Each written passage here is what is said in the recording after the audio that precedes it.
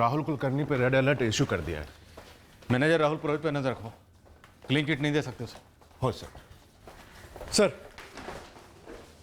Sir एक और angle सामने आया। मोहिनी काले और वैभव पवार का अफेयर ऑफिस वालों से पता चला। कुछ है उस एंगल में? मर्डर की वजह? सर मोहिनी की तरफ से तो नहीं, लेकिन वैभव पवार की फैमिली की तरफ से हो सकता है। कौन? वैभव पवार का बेटा पंकज या उसका साला योगेश? सर ऑफिस के बाकी लोगों का कहना है कि पंकज रोज तकरीबन 8 साढ़े 8 के बीच में अपने फादर को खाना देने के लिए आया करता था, और वॉचमैन चंद्रकांत ने अब जाके बताया कि उस रात ऑफिस में आने वाला आखिरी आदमी पंकज था।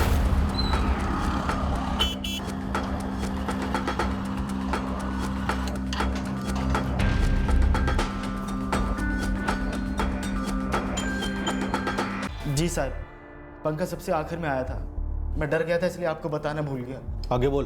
पंकज ऊपर गया, खाना देकर नीचे लौटा, तब वैभव बाबू ने मुझे चाबियां दी थी और मैंने दोनों गेट बंद कर दिए थे। ये पंकज वापस लौटा होगा? 12 बजे तक तो नहीं, उसके बाद मैं सोने चला गया था।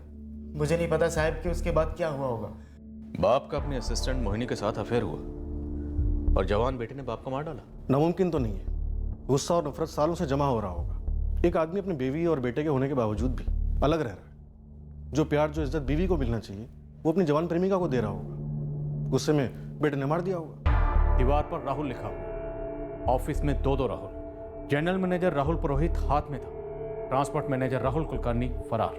अब एक तीसरा एंगल उभरा था, वैभव पवार का बेटा पंकज। क्या मोहिनी के साथ अफेयर कत्ल का मकसद था, या सिर्फ 13,75,000 की चोरी, या दोनों, या कुछ तीसरा?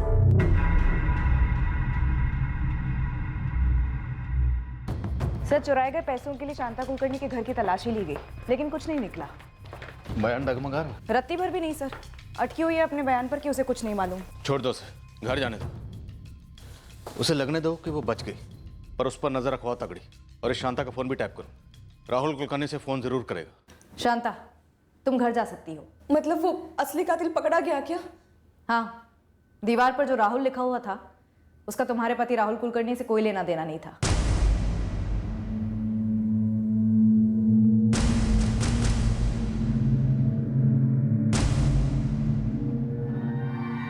हाँ सर, गया था मैं उस रात बाबा को खाना देने। करीबन 8 बजे थे। पिछले 1.5 महीने से रोज जाता था। वो बाबा को हाथ पैर में फ्रैक्चर हुआ था। पहले भी कई बार गया हूँ मैं। तो ऑफिस के सभी गेट्स की चाबियां भी रही होंगी तेरे पास। तेरे बाबा के पास चाबियों के 2 सेट थे, तेरे पास भी चाबियां होंगी। नहीं सर, आप कहना क्या चाहते हो? मैंने मारा मेरे बाबा को? मोहिनी के साथ तुम्हारे बाबा के अफेयर को लेकर रंजिश तो रही होगी पक्का। बाबा का अफेयर? उनके असिस्टेंट मोहिनी के साथ? असिस्टेंट मोहिनी के अलावा ऑफिस में कोई दूसरी मोहिनी भी है?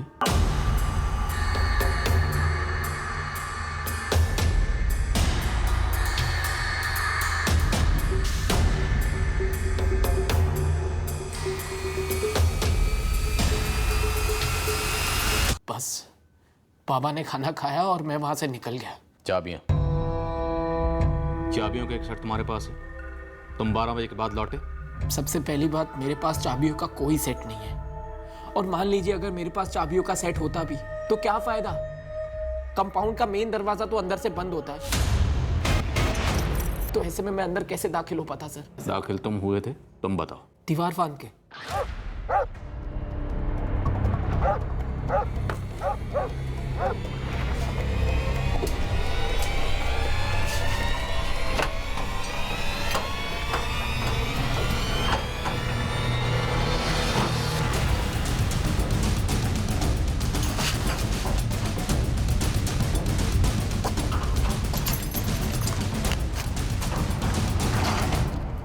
ऐसे ही दाखिल हुए थे ना?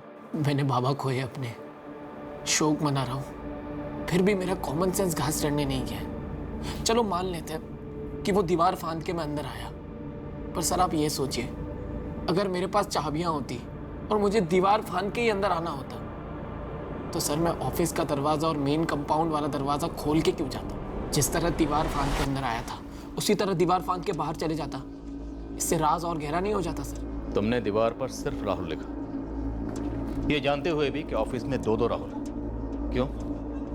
ताकि हम उन दोनों राहुल के पीछे पड़े, उन्हें खंगालते रहें और कुछ ना मिले। उसी तरह ये दीवार फाड़ना, दरवाजा खुला रखना, सब उसी मकसद से किया गया। सर ऐसे हुआ होगा, वैसे हुआ होगा, ये सब आप लोग संभालिए ना। मुझे बस इतना पता है कि मेरे बाबा का कत्ल हुआ है, और अगर आप लोगों को मुझ पर शक है तो साबित कीजिए सर।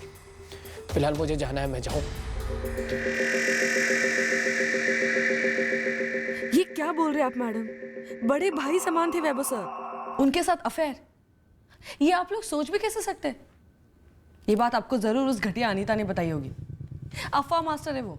वैभव पवार के करीब नहीं थी तुम? मैडम करीब होना और अफेयर होना क्या एक ही बात है? लोग पहले करीब आते हैं, उसके बाद अफेयर होता है मैडम। कभी खुलेआम, कभी बंद दरवाजे के पीछे। सर आप हद पार कर रहे हैं। वैभव पवार दुनिया पार कर चुका है। मैडम मैं आपको बता चुकी हूँ कि वैभव सर एक संत आदमी थे।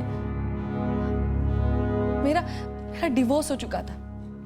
मेरे अकाउंट में और मेरे पर्स में 100 रुपए तक नहीं थे। तब मुझे तकदीर से ये नौकरी मिली, और जब वैभव सर को पता चला कि मेरी हालत कितनी खस्ता है, तब उन्होंने मेरी मदद की, इंसानियत के नाते, एक बड़े भाई के नाते। ये नौकरी आपको वैभव पवार की वजह से मिली थी?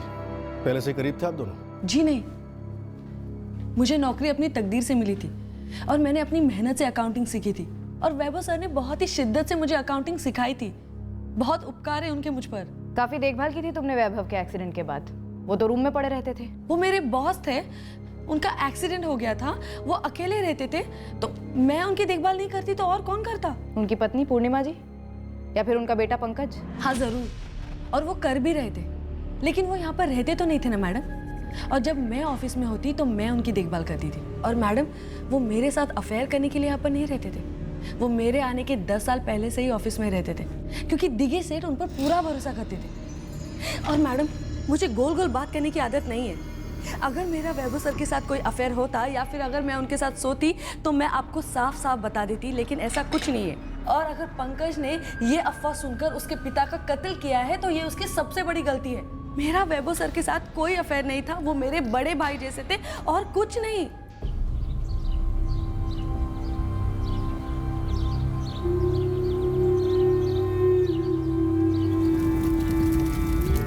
पंकज पवार हमारे रडार पर था। राहुल पुरोहित को अब तक क्लीन चिट नहीं दी थी हमने। योगेश शांटेके पर भी हमारा शक बना रहा। वो वैभव पवार का साला भी था और राहुल पुरोहित का दोस्त भी था। क्राइम सीन पर लिखा गया राहुल, क्या ये वैभव पवार ने खुद लिखा था या कातिल ने हमें गुमराह करने के लिए लिखा था? इस पर अभी कोई लीड हमारे सामने नहीं आई थी।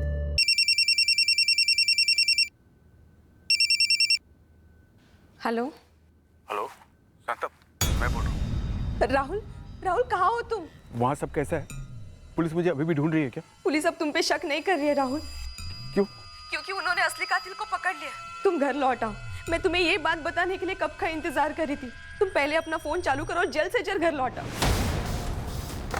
सर, राहुल कुलकर्णी ने शांता कुलकर्णी को पीसीओ से फोन किया। पीसीओ की लोकेशन पुणे स्टेशन के पास की है। चलो चलो जल्दी, रेलवे स्टेशन।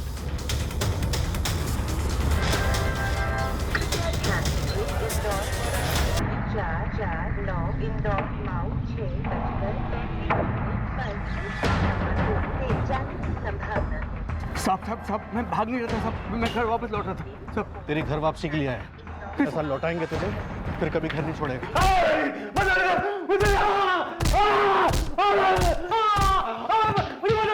मैडम आपने ही कहा था कि मेरे पति निर्दोष है, कातिल पकड़ा गया है। कातिल तुम्हारा पति है शांता, और अब उसे हमने पकड़ लिया है।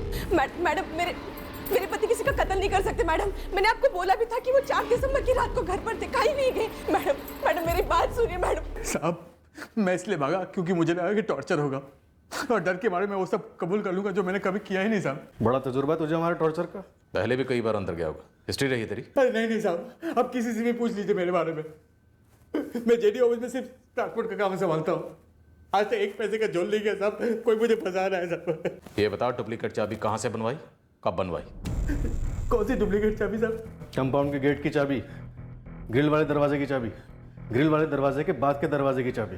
मैं कोई चाबी नहीं बनवाई साहब। अरे वैभव बाबू ने कभी मुझे कोई चाबी ही नहीं दी साहब। फिर भी शातिर क्रिमिनल की तरह फोन स्विच ऑफ किया, अंडरग्राउंड रहा। टॉर्चर की डर से साहब। लेकिन आप मुझे मारिए मत साहब, मैं सब कुछ कबूल करता हूँ साहब। मैंने खून किया साहब, मैंने खून किया, मैंने पैसे चुराए साहब। और वैभव पवार ने दीवार पर तेरा ही नाम लिखा। हाँ वो भी साहब, वो भी। वैभव बाबू मुझे कुलकर्णी के नाम से बुलाते थे, और राहुल पुरोहित को पुरोहित सर का बुलाते थे। तो बड़ी अजीब बात है साहब कि उन्होंने दीवार पर राहुल लिख दिया साहब। क्या कह रहा है तुम? सब कोई मुझे फंसा रहा है। तो वैभव भाव ने दीवार पर नहीं लिखा होगा साहब। सारा ऑफिस मुझे कुलकर्णी के नाम से बुलाता है साहब। राहुल तो कोई बुलाता ही नहीं है, और वैभव भाव तो कभी भी नहीं, बिल्कुल नहीं। अब मैं कल पूरा दिन यही सोचता रहा कि कौन हो सकता है। तो फिर बता, पूरा दिन क्या सोचा, कौन हो सकता है? साहब मुझे नहीं पता साहब, मैं आपको सच बोल रहा हूँ, मैंने कुछ नहीं किया, मुझे फंसाया जा रहा है साहब। सर कुलकर्णी बात तो सही कह रहा है। वैभव भाव राहुल कुलकर्णी को सिर्फ कुलकर्णी करके बुलाते और राहुल पुरोहित को पुरोहित सर करके बुलाते। ऑफिस के बाकी सब हो मैडम, बात तो सही है। पुरोहित सर और कुलकर्णी यही कहकर बुलाते थे। सर फॉरेंसिक टीम का कहना है कि घायल हालत में की गई लिखाई ओरिजिनल लिखाई से मैच नहीं हो सकती। और सर वैभव पवार जब दोनों राहुलों को राहुल बुलाते नहीं थे तो लिखेंगे क्यों? पॉइंट तो है सर। तो हो सकता है कि कातिल को यह बात पता कि वैभव पवार की इन दोनों राहुलों से अनबन थी, इसलिए उसने पहले कत्ल किया, फिर वैभव पवार की उंगली से उन्हीं के खून से दीवार पर लिख दिया राहुल, ताकि बाकी दुनिया और हम गुमराह हो जाएं और पड़े रहें इन दोनों राहुलों के पीछे। सर राहुल नाम के दोनों लोगों के अलावा हम फिर से अपने तीसरे संदिग्ध पर पहुंच गए, वैभव का बेटा पंकज पवार। अगर पंकज को अपने पिता से सिर्फ गुस्सा होता तो पैसे नहीं छूता। सर हो सकता है इस कत्ल का मोटिव सिर्फ चोरी हो। 13,75,000 रुपए कम नहीं होते। ऑफिस में सभी एम्प्लॉयज को हमें स्कैनर पर डालना चाहिए, क्योंकि सभी को दोनों राहुल और वैभव पवार के बीच की दुश्मनी का पता था।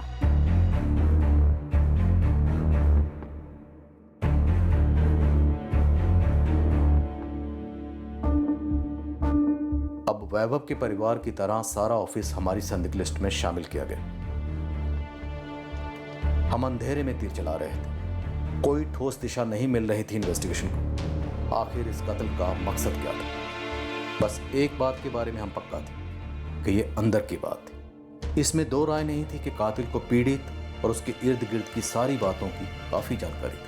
जल्दी ले ले, चल जल्दी अंदर ले ले, चल। जेडी डिस्ट्रीब्यूटर्स के हर कर्मचारी का इतिहास खोद निकाला गया, क्रिमिनल कनेक्शंस ढूंढे गए, पता लगाने की कोशिश की गई कि क्या इनमें से किसी का भी क्रिमिनल कनेक्शन इस कत्ल के साथ जुड़ता है या नहीं।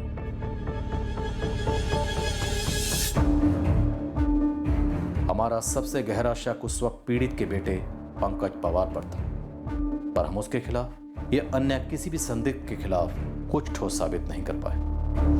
सर दोनों राहुल और पंकज की फोन लोकेशंस उनके घर की हैं, 4 नवंबर की रात से लेके 5 नवंबर की सुबह तक। राहुल दीवार पर राहुल लिखकर छोड़ा गया, चाबियां इस्तेमाल हुई, सीसीटीवी रिकॉर्डर गायब है। ये किसी राह चलते या बाहर वाले चोर का काम नहीं है। Sir watchman Chandu 3rd degree के बाद भी अपने बयान पर टिका हुआ है, और सर मुझे लगता है वो सच बोल रहा है। सबसे बड़ा सच ये है कि कातिल उसी ऑफिस का है, उसी ऑफिस के 6-7 कर्मचारियों में, उसी ऑफिस के दरवाजे, ताले और चाबियों में कहीं इस केस का राज छुपा है।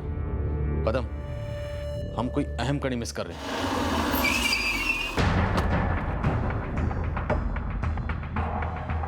वो अहम कड़ी आखिरकार हमारे सामने प्रकट हुई। इस कड़ी पर अतीत की धूल जमी थी, उसे हटाकर उसी से वर्तमान की धुंध हटानी थी। सर लगता है यही हमारी कड़ी है और यही हमारा मुजरिम। कोल्हापुर पुलिस से फाइल्स मंगवाई हैं सर। गुड, पर्दा गिराने का टाइम आ गया।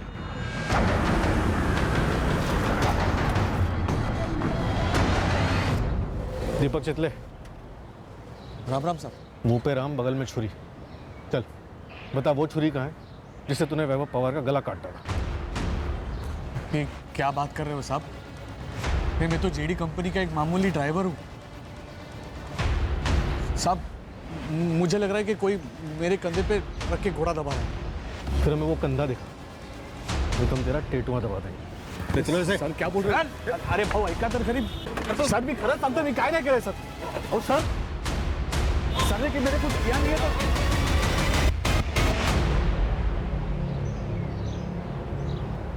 राखी चितले, 4 दिसंबर की रात को तेरा पति घर पर नहीं था। झूठ मत बोलना। वो तो नाइट ड्यूटी पर थे। वो जेडी एजेंसी में टेम्पो ड्राइवर है ना। वो कब लौटा? सुबह लौटे थे मैडम। हाँ मैडम, मेरे पति का वैभव साहब के कत्ल में कोई हाथ नहीं है। साहब कोई मुझे गलत फंसा रहा है। दीपक, तुमने जो चुराया था ना वो सीसीटीवी का बाहर वाला रिकॉर्डर था, लेकिन एक रिकॉर्डर अंदर की तरफ होता है, which is called internal recorder. क्या बोलते हैं? Internal recorder. मैंने कहा था ना, इसे नहीं पता होगा। नहीं सर, आप झूठ बोल रहे हैं। अगर ऐसा कुछ होता तो कत्ल के सुबह ही सब कुछ साफ हो गया होता ना। सर अंदर कोई रिकॉर्ड नहीं होता। तू टेम्पो ड्राइवर है, 7वीं फेल, और तुझे सीसीटीवी के बारे में सब कुछ पता है। मैं बताऊं कैसे? 4 साल पहले कोल्हापुर में तेरी चोरी सीसीटीवी की वजह से पकड़ी गई थी, और इस बारी तूने सीसीटीवी का रिकॉर्डर ही गायब कर दिया। मंगतराम ट्रेडिंग, साल 2013, कोल्हापुर। दीपक चितले, वो टेम्पो ड्राइवर। कोल्हापुर में भी चाबियों से दरवाजे खोले गए थे। मंगतराम ट्रेडिंग कंपनी से 4.5 लाख रुपए लेकर भागा था, सीसीटीवी ने पकड़वा दिया। तेरी बीवी ने सब बक दिया। उसने बताया कि बोल के गया था कि रात को डिलीवरी ड्यूटी है, लेकिन टेम्पो तो सारी रात जेडी ऑफिस के कंपाउंड में खड़ा था, और अगली सुबह जब वापस आया तो पैसे लेकर आया, बहुत सारे पैसे। तूने अपना फोन भी जानबूझ के अपने घर पे छोड़ दिया। तुझे पता था पुलिस सबकी कॉल लोकेशन निकलवाएगी। बहुत शाना है तू। हाँ, तेरी चोरी पकड़ी गई। अब सब कुछ अपने मुंह से बोलेगा ना तो आगे भी बोलने लायक बचेगा। शानपंथी करेगा ना तो ना बोलने लायक रहेगा ना चलने लायक। छोड़ दिया। तुझे पता था पुलिस सबकी कॉल लोकेशन निकलवाएगी। बहुत शाना है तू। हाँ, तेरी चोरी पकड़ी गई। अब सब कुछ अपने मुंह से बोलेगा ना तो आगे भी बोलने लायक बचेगा। शानपंथी करेगा ना तो ना बोलने लायक रहेगा ना चलने लायक। जी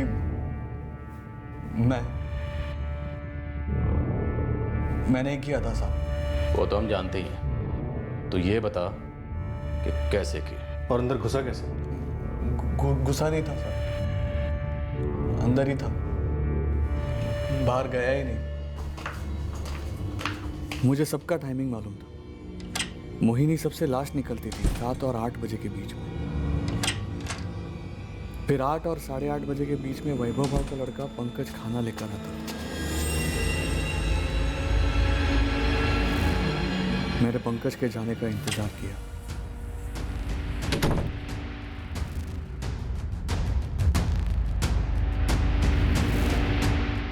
मुझे पता था फिर चंदू सारे दरवाजों पर ताला लगाएगा। मैंने उसे वो करते हुए भी देखा। मुझे चंदू का प्रोग्राम भी पता था। वो 12 साढ़े 12 बजे तक ईमानदारी से बैठता और फिर अपने कैबिन में जाके सो जाता था। मैंने थोड़ी देर और इंतज़ार किया और फिर चला गया ऊपर।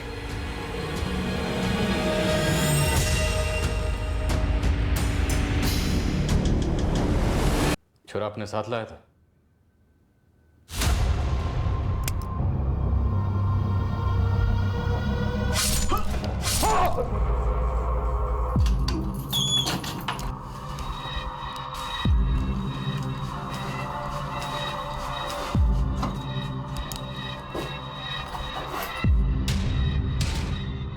मुझे पता था कि सीसीटीवी का रिकॉर्डर पुरोहित सर के कमरे में होता है। बाहर कैसे निकला?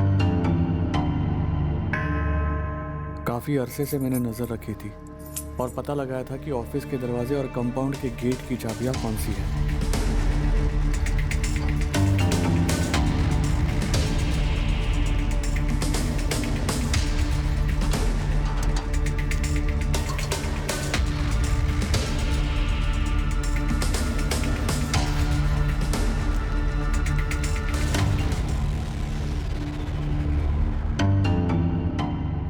पैसे कहाँ हैं दीपक चितले?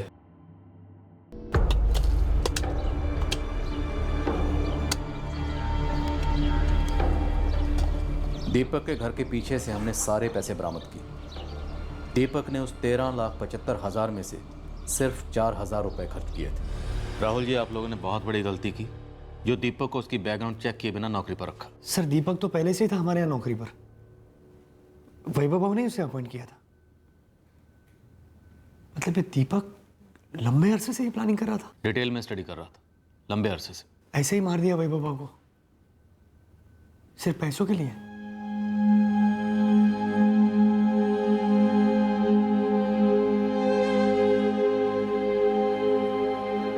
काम को लेके मैंने कभी तेरे बाबा पर कोई शक नहीं किया पंकज। ये मोहिनी, इसमें कोई सच तो नहीं है। तूने बाबा पे हमेशा भरोसा किया, तो अब उन पे क्यों शक कर रही है जब वो हमारे साथ ही नहीं है? वैसे भी अभी क्या फर्क पड़ता है आई?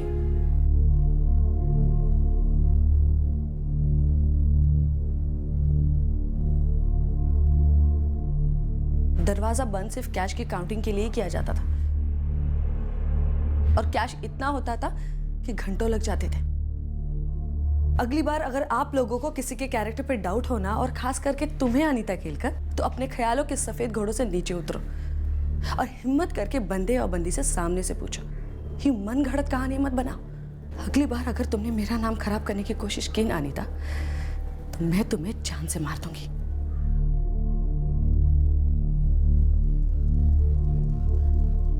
किसी के अतीत के रिकॉर्ड्स के आधार पर वर्तमान में उसके बारे में राय बनाना शायद सही ना लगता हो, पर भरोसा एक ऐसा धागा है जो वर्तमान को अतीत से जोड़ता ही है और भविष्य का अनुमान लगाता है।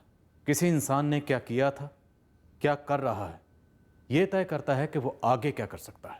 यह स्वाभाविक है कि जब किसी के साथ संबंध जोड़ने होते हैं, व्यावसायिक या निजी, उस व्यक्ति की पूरी जिंदगी एक दस्तावेज बनकर सामने आती है और हम तय कर सकते हैं कि संबंध बनाया जाए या नहीं। जी नहीं, ये किसी के चरित्र की आलोचना करने वाली बात नहीं है, बस एक संबंध के जोड़ने के फायदे और खतरों की स्टडी है। उसी तरह जिस इंसान के अतीत पर सवाल उठा है, उसे इस बात को समझना ही होगा कि आज किया गया गलत काम कल आलोचना के दायरे में आना ही आना है। दीपक चितलेक चोरी के केस में पकड़ा गया, इसके बावजूद उसे लगा कि अगला जुर्म उसे सावधानी से करना चाहिए, और इस बार उसने मर्डर भी किया, पर फिर पकड़ा गया। जुर्म कभी फल नहीं देता, और देता है तो फल जहरीले होते हैं। हमारे सभी दर्शकों को क्राइम पेट्रोल सतर्क की तरफ से नए साल की हार्दिक शुभकामनाएं। साल 2018 के पहले शनिवार को हम फिर मिलेंगे एक नए केस के साथ क्राइम पेट्रोल सतर्क में। जय हिंद।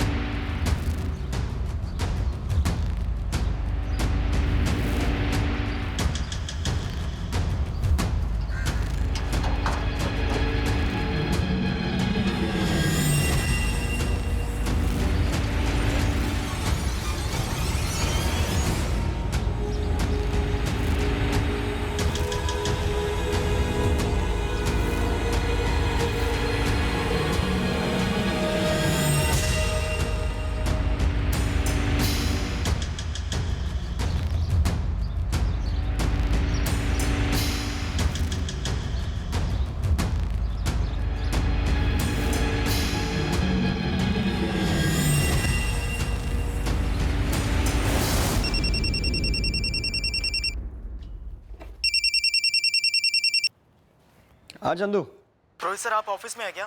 चंदू, सुबह के 7 बजे घर पर ही हूँ। रोहित सर, आप घर पर हैं तो फिर ऑफिस में कौन है? वैभव बाबू होंगे, और कौन होगा? सर, बाहर का मेन गेट खुला हुआ है, ऑफिस का ग्रिल वाला दरवाजा भी खुला हुआ है।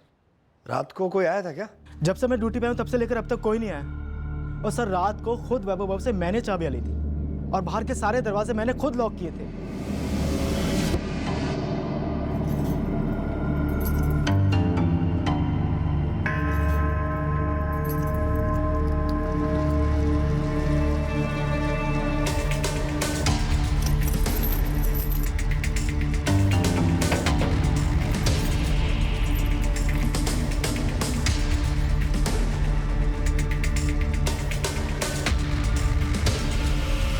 सर, दरवाजों के ताले कुंडियों पर लटके हुए हैं। जा तू अंदर जाके देख तो, सब कुछ ठीक तो है? सर, मैं अंदर जा ही नहीं सकता।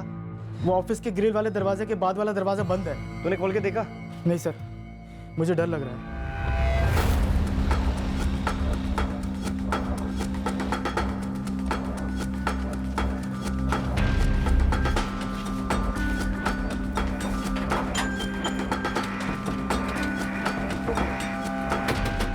वैभव बाबू, रोज इस वक्त उठकर आ जाते हैं खिड़की पर।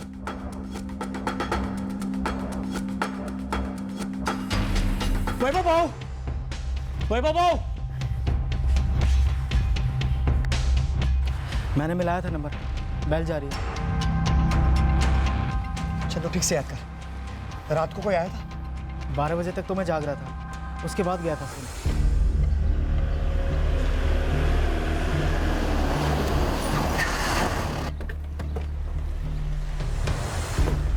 या सर, मी राहुल पुरोहित, मैनेजर जेडी डिस्ट्रीब्यूटर्स। मैंने ही फ़ोन किया था सर। वो हमारे अकाउंटेंट वैभव पवार जवाब ही नहीं दे रहे, फ़ोन भी नहीं उठा रहे सर। आपने अंदर जाकर देखा? नहीं सर, अंदर से दरवाज़ा लॉक है और बाहर के दरवाजे के लॉक खुले हुए हैं।